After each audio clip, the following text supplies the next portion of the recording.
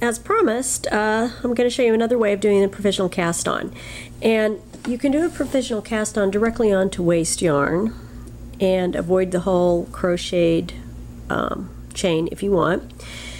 Or if you really want to make life easy on yourself, instead of using waste yarn, you can actually use a cable or another circular needle. Now what I've got here is these are some Knitter's Pride needles, and I've taken one of my cables, but it could be another circular needle, doesn't matter, and I'm going to do a provisional cast on directly onto that cable. Now to set it up, I'm going to set it up sort of as if I were doing a regular old cast on. I'm going to have my cable on my index finger, and I'm going to have my working yarn, and here's my yarn tail here, and I'm going to hold on to those with this hand. And again, if this were waste yarn, I would have tied a knot down here to keep them together, but that's not necessary since it's a cable.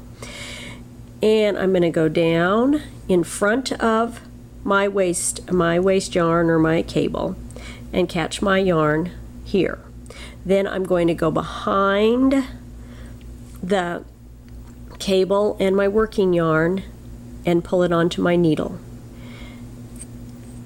In front of the cable, catch the yarn. Behind the cable and the needle, catch the yarn. In front of the cable, catch the yarn. Behind both of them, catch the yarn.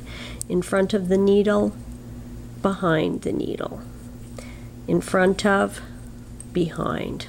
And I can keep this up forever. Now if I'm using this technique, because I don't have a knot down here, I always work more stitches than I really need, and that way if I run out, I don't run out. Now when have I used this? I tend to use this technique if I am doing a provisional cast on really tiny yarn. If I'm using lace weight yarn and size 0 needles, doing a crochet chain is just a nightmare because it has to be such a small chain, and I find that pretty good. Now when I'm ready to work, I just get my needle and use my working yarn,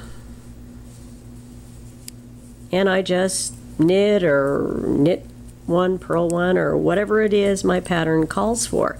Now the thing that I've noticed when I've done this is that these loops tend to get a little large, and don't worry about it. That's another reason why I cast on a few extra stitches. I just try and keep them an even size, and if I wind up with a lot of extra yarn at the end, I can just tighten it up here. And then I turn. Oops, I'm going to purl here. And like anything, when you're starting off,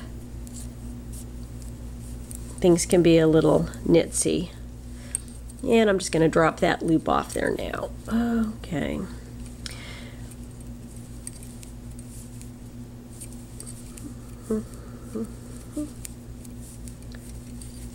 And there I go. So I've got those stitches on a cable. Now the advantage of this, as I said, is that you don't have to worry, whoops, get my working yarn out of there. You don't need to worry about undoing a crochet chain. You don't need to worry about threading them on a needle and splitting the stitches perhaps. You just have your cable. And if you have knit picks or a lot of needles actually will have these holders. You can just put those on there until you're ready to work with the provisional edge and do whatever it is you want to do with it. It does save a bit of time.